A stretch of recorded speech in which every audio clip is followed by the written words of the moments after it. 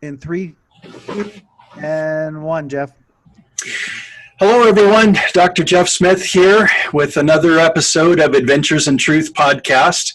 We have our trusty friend James Case with us, co-host, and tonight we have a very special guest, Paul Diamond, who is a shaman from Peru, who's been gracious enough to give us his time and his love to discuss a topic that I doubt most people have heard or contemplated before, but we're going to take a shot at it.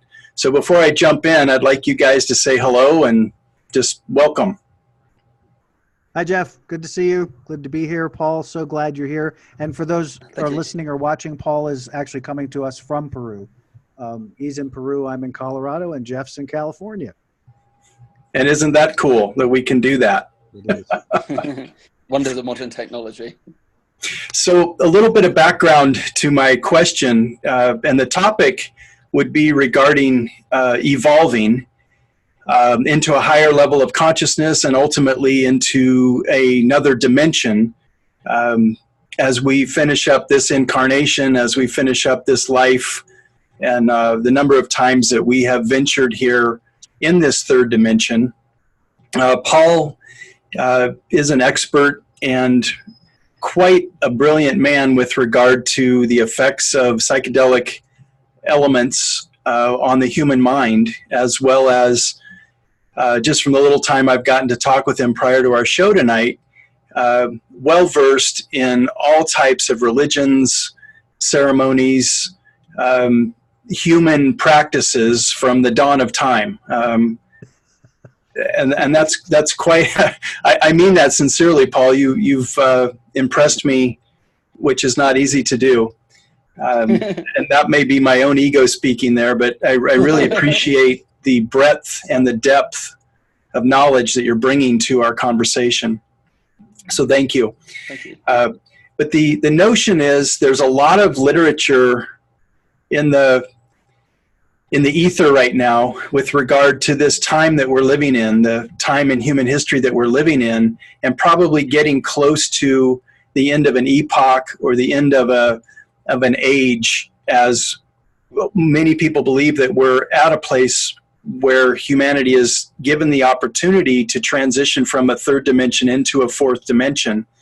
But it's a completely, and I'm not an expert in this, and hopefully Paul will provide some expertise to us, but the notion is that in the fourth dimension, the idea is that what you think manifests almost immediately, and that your purity of mind has to be such that you would be in a state of love perpetually or continually. Otherwise, any fear-based energy that you're operating in would manifest immediately. And so the way I understand it, here in the third dimension, it sometimes could take years or decades to harbor a resentment, a bitterness, or a frustration, and that will eventually manifest into a cancer, a tumor, a divorce, some kind of a tragedy or travesty, because you've been thinking and thinking and pondering, and eventually these things manifest.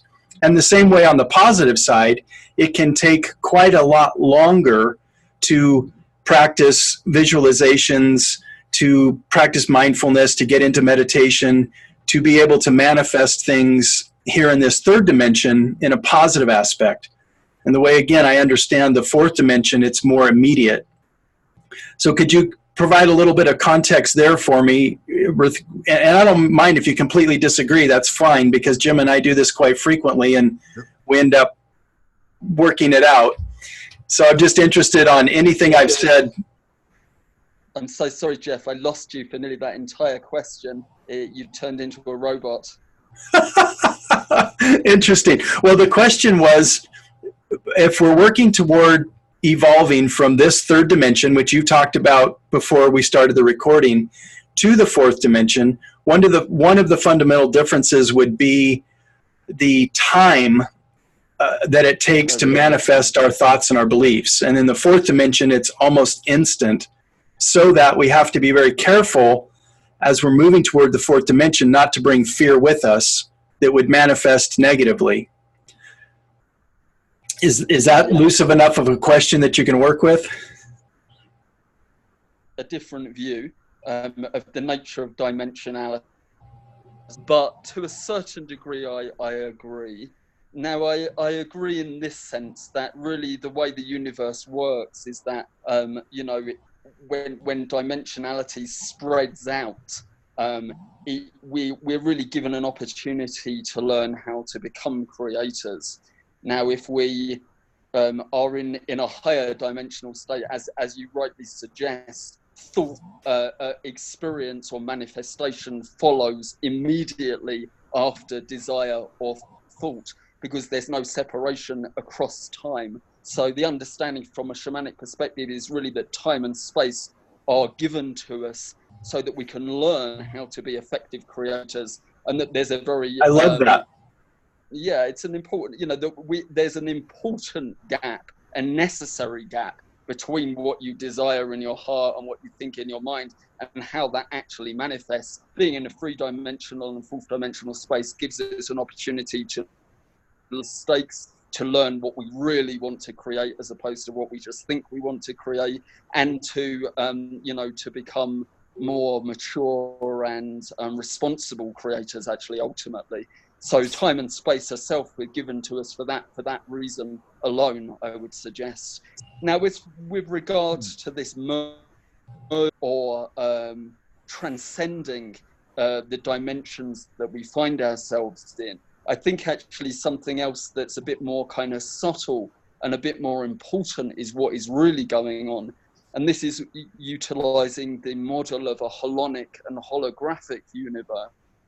Holonic meaning, you know, a series of nested dimensions all settled into each other, not on a kind of a Jacob's ladder type situation, but more like the layers of an onion, where each dimension penetrates and interpenetrates every other dimension, includes every other dimension within it. So from my perspective, within the third dimension, within the physical body, we already have all of the other higher dimensions available to us.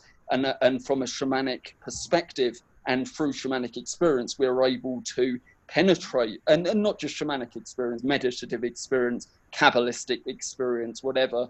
It enables us to actually, within the human body and on the earth plane, enter into every other dimension and every time that we wish to attain to, that there isn't any separation, that actually we are the vehicle, that we are the space in which reality manifests.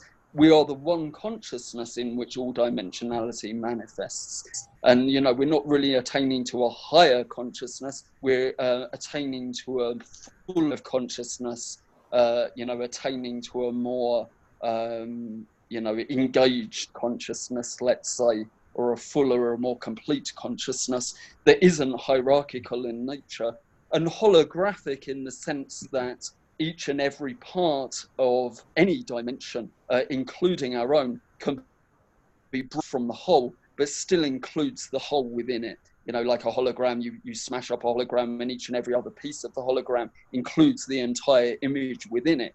But this is the nature of consciousness, I would suggest, that actually it's all contained within, it's all available within, and that there isn't some big transcendence that's going to happen to humanity as a whole, but that we all have to attain to that within ourselves in any moment. So if you have referenced we're in the third dimension now, that would imply that we came from the second dimension, that came from the first dimension. So where were those dimensions, and what was the nature of those dimensions that we've either moved through or moved past, or do we still go back to them? Yeah, well, of course, I mean, when we talk about dimensionality, what we're really talking about is the nature of freedom. You know, dimensionality is defined by degrees of freedom. In the first dimension, of course, you have no real degree of freedom. You can't move in any direction. You're at a single solitary point. In the second dimension, you can only move in two directions. Dimension, you can move so on and so on.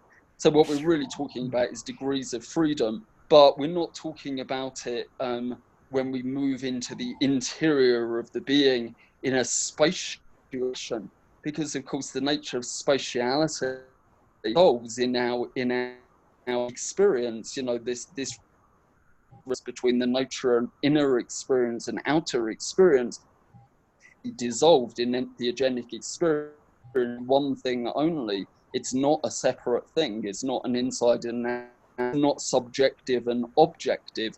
It's merely one subjective consciousness experiencing itself. Wow. And it's all contained within itself. You know, from a Taoist perspective, it starts out at this kind of, or you know, in this field of chaos, there's just a field of vast potentiality, and that kind of explodes into a dualistic notion of reality, light and dark, black and white, on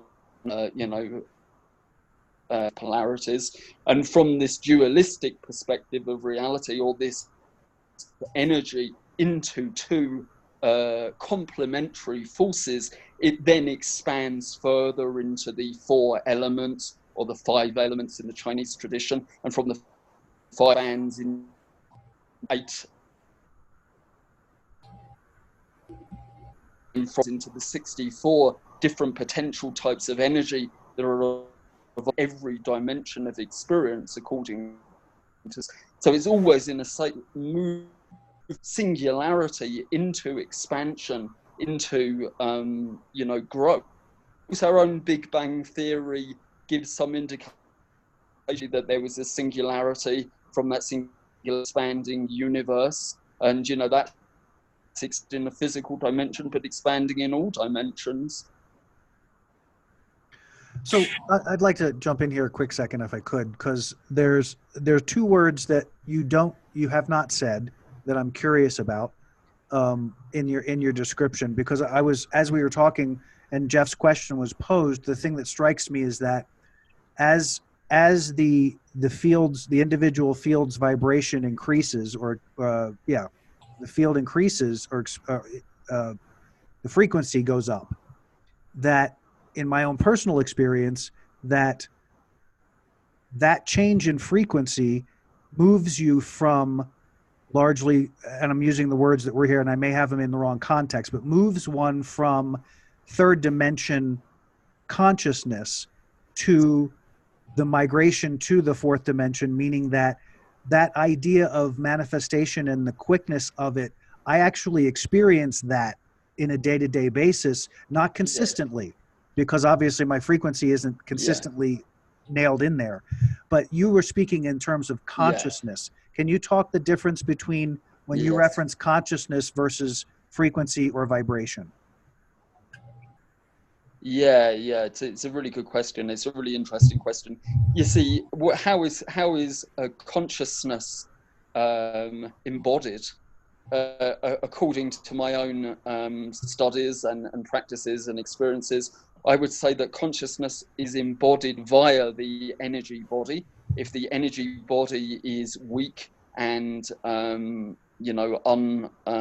unbuilt, then consciousness is not particularly grounded into the body. It doesn't particularly have the medium in order to become so. Now, what happens when we increase the amount of energy in the body via qigong or yogic practice, entheogenic medicines, or via a variety of other techniques, is that energy increases in the body. If there's enough energy, a fundamental Kundalini complex, which I view as a biological, physiological, neurological, energetic, spiritual process. It's all of these things. When there's enough energy fed into the system to kickstart your own energy, then your own energy begins to flow through the acupuncture channels, through the meridians, and as it meets certain centers of constellated it opens those centers up. And of course, these centers have been known as the dantians in the Taoist tradition, been known as the chakras in the tantric and the yogic systems. And when energy rises, consciousness opens. this is the relationship. The more energy there is in the system, the more we can stabilize and open the energy body and the energy system, the more consciousness itself can stabilize, open, and flow freely within this, not necessarily an embodied force. Okay.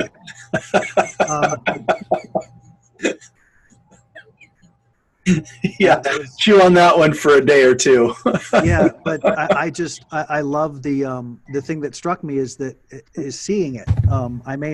It may not all be there yet, but hearing it, it just you see I see it. I see what you're saying. It's mind blowing. It's I don't know. Yeah, and it needs to digest. But it puts words. You put words to what I was looking for. Like I can see it, but I'm not making I don't see how those dots connect, and now I see how those dots connect. That's really very cool. Yeah.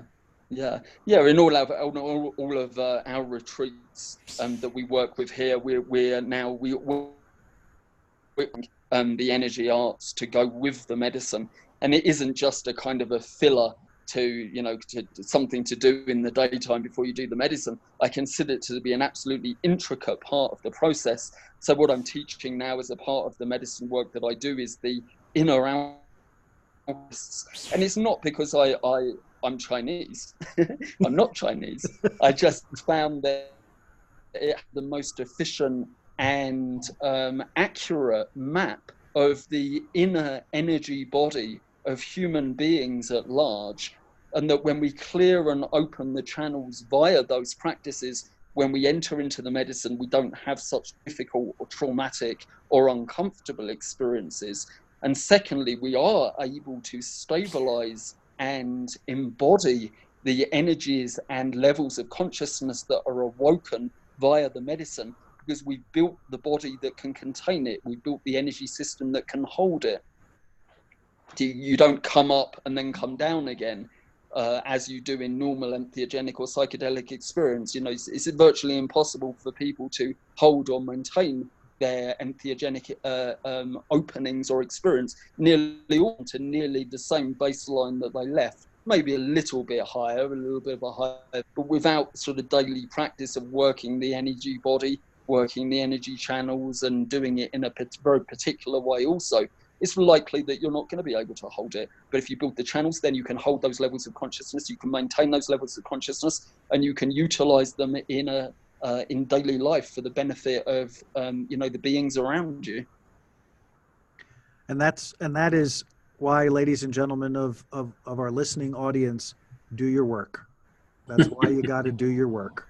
We can't rely on the medicines to do it for us. The medicine should be just another tool in our toolbox, to go with our meditation practice, our mental-based practices to bring about a quiescence and a relaxation of the mind, to work with our emotional-based practices to open to balance and to work with our emotional body, to do physical work, to work on the physical level, to get the physical body healthy and strong for the work that we're doing, and really to be working on all of these different every day, in every moment, bring ourselves all,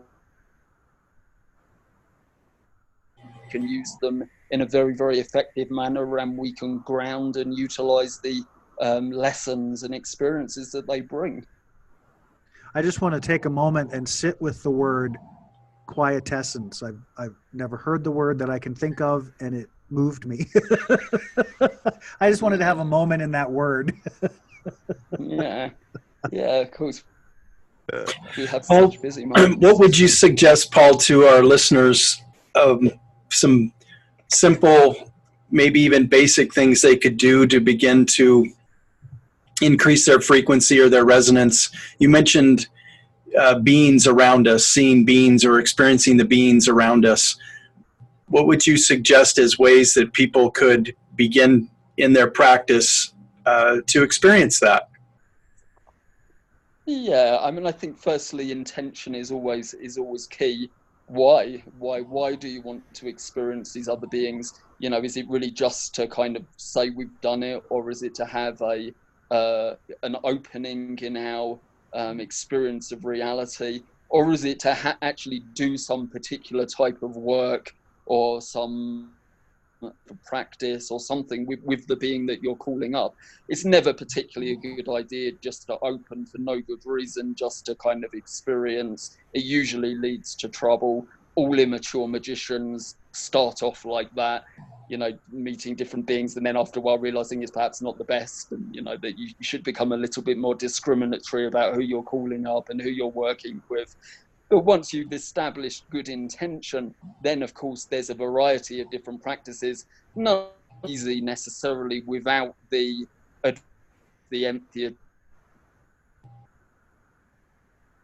technology at large, make it much easier to enter into these states and conditions where we're able to, make contact with other beings and other dimensions and things like this. But meditation practices, yogic practices, tantric practices, etc., can take us there. It does generally take quite a long time, though. It takes longer than it would do than the medicines. The medicines generally are over a course of a retreat, over the course of a single evening, whereas tantric practice, etc., can take 20 years, 30 years or something, before we can really begin to own, dependent, of course, on the condition of the person, seeking, on the karma of the person seeking, etc.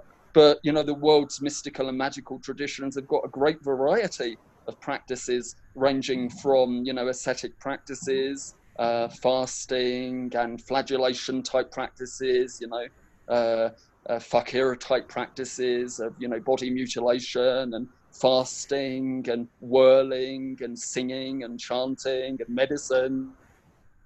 Actually, humanity at large has been obsessed with altered states of consciousness and with other dimensions of reality and with other beings since day one. So we've actually built up an enormous repertoire of techniques and technologies for such experiences. But most people don't have the time or energy or intention to really put the energy or work in to experience those things for the most part.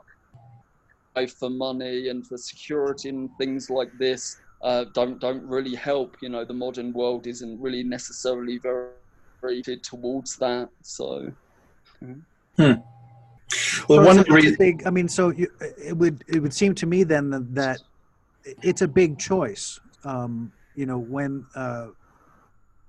we talked about calling earlier, and different from calling, maybe not different, but this idea of third dimension to fourth dimension, to me, as we're talking, seems to have this idea of what, and Jeff and I, when we have conversation, what I constantly refer to as connection, is alignment, is that sense of being connected to the broader, to the larger mind, to the larger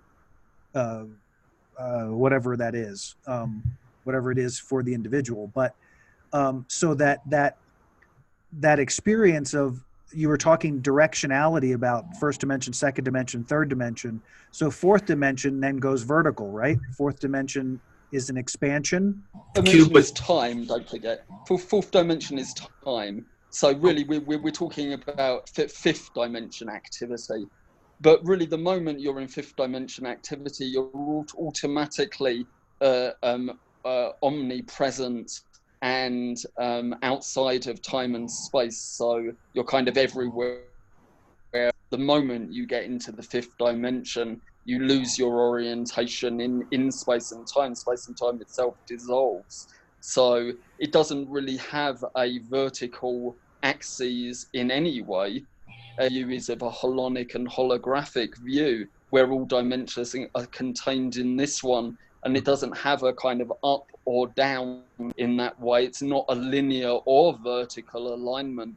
It's more of a, if it's anything, it's moving in order to penetrate through to dimensions, but that isn't really clear either. After a while, this sense of inside and outside again is just dissolves. The dualistic vision of reality at large dissolves. So reality is one thing only, one mind, one consciousness, one divinity, and that is experienced as self only, yourself only. Okay. That was Yeah, we got to digest these things. Oh, wow. So, Question. Jeff, did that how is where is that taking your question? Well, just going to go into another question, into another question, into another question. I was thinking when you were talking, Paul, about intention of why would somebody want to see the other beings.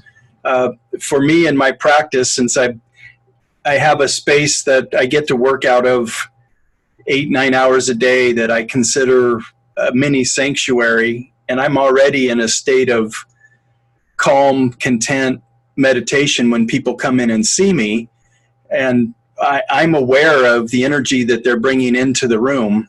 And many times when I do a particular form of therapy that we call eye movement desensitization and reprocessing, it involves taking people back to a trauma that they had, and we're recreating the scene, but they're getting to experience it at their present age rather than, say, 2 decades ago or whatever.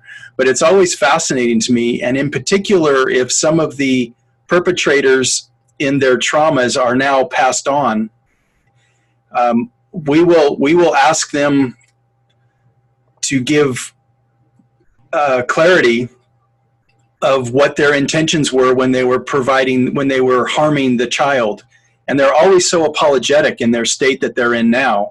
And they were saying, I loved you, I cared for you. This wasn't the behavior I really wanted to flow in, but I couldn't control myself. And they're not making excuses, but the end state is you're lovable, you're acceptable, you're valuable. And that's then reprogramming the people that I'm working with in their present state so that they can believe that they're lovable, acceptable, whole. But where I'm going with this question is I can't help but be aware of all the energy that's in the room with me and the different entities that are there. And oftentimes, which ones want to really make an apology, say they're sorry, let the daughter, granddaughter, whatever, know that they're watching. They're still in our sphere of influence. They haven't gone anywhere. And so that, I guess that's one of the reasons why I was asking about other beings, but more specifically, even say higher level beings than ones that were just here, whatever that means. And I'm more referencing some of the work that Dr. Joe Dispenza has been doing, where he's talking about these giant 10-foot holographic beings that are showing up in his workshops doing physical healings of the attendees. And it's something I would like to invite into my practice, that they would show up and do some work on these folks that are beyond my ability as a practitioner to do. Yeah. Well, I think your work and your job is, actually, this was a fundamental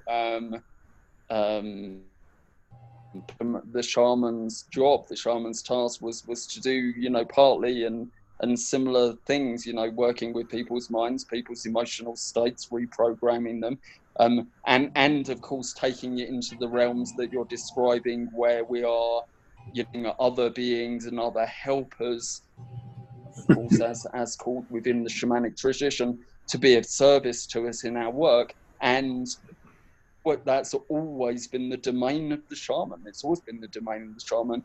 And I would say very honestly that if you want to go into that realm, then it's necessary and useful to train. Come and train, not necessarily with me, not necessarily in Peru, but the shamanic lineages, the shamanic trainings are of that nature. They're designed to create and to renew or re-establish your allies in other dimensions, so that they can be called upon when necessary to come and do the types of what able to do individually of our. Have a whole team of spirit allies, and I wouldn't dream of going into the realms that I go into without having a very firm belief and a very firm relationship with those allies. I feel it's very necessary. I can rely on them to do things that I can't do individually. More wisdom, they have more ability, they can see into other dimensions that I'm not able to see into, And as long as I continue to build relationship with them, and then, you know, I can rely on them to be there when I call upon them. So that would be my advice. That sounds like good advice. Really good. Yeah. So, you know, of course, as you said earlier, you know, the unfortunate truth is they're not all good. You know, not all beings from all dimensions are good. We don't want to invite any random very discriminatory. We have to become very mature. We have to become it is we're calling upon, and you know, the safety mechanisms are traditionally associated with that particular being or that. It's the reason I've taken so many initiations. The initiations are the sort of fundamental protection. You don't just call up a spirit and ask it to possess you. You have an initiation into a particular lineage that means you can do these things safely and with care in a way that brings benefit to you and to the people that you're working with, and doesn't have any negative sort of connotations. Interesting. Because lots of beings want, you know, they're going to want to turn up. The more high frequency energy there is in a room, the more energy there is in a room generally, the more be interested in taking part or stealing the energy or doing. There's plenty there. So yeah, we work with them in a sensible and, you know, yeah, mature manner. I like that. Very good. How are we on your timing, Sir Jeffrey? Guess we're pretty darn close. We're about there. Okay. What a marvelous conversation we've had this afternoon. Again, thank you very much. You're very welcome, Jeff. I've enjoyed it tremendously. Sorry about our problem earlier, perhaps when some of the material we covered, or move into new areas. We'll see. Yeah, for sure. Yeah, this has been an extraordinary conversation. Even unfortunately, some of it didn't get recorded, but we will get more later. But deeply appreciative of your time and energy, Paul, and always, Jeff, deeply appreciative of you and that we get to do this and that we get to share this is pretty awesome. Likewise, Jim. And just, I don't know if you've mentioned to Paul, but it is our intention to come down and spend a week with them or so, 10 days or so, and just trying to calendar that in, that we could come down and learn. Very nice. Yes. Yeah, we'd love to have you. Yeah, please do. And we'd love to be back. Well, let's go ahead and close this, and then we can continue to talk for a minute afterwards. But thank you all for joining us. Paul, thank you for coming in from Peru, even though you're still in Peru. I mean, but but another great dive. Looking forward to more opportunities, and thank you all for being out there to experience this with us. You can watch us if you go to our YouTube page at Adventures in Truth Podcast, and you can listen to us via our website and all of the major podcast outlets. Our website is www.adventuresintruthpodcast.com, and you can see all the history of our 50 plus episodes, lots of amazing conversations. Deeply appreciative and grateful to you, gentlemen. Thank you for being here, and looking forward to the next time. Bye-bye. Thank you all. Thank you.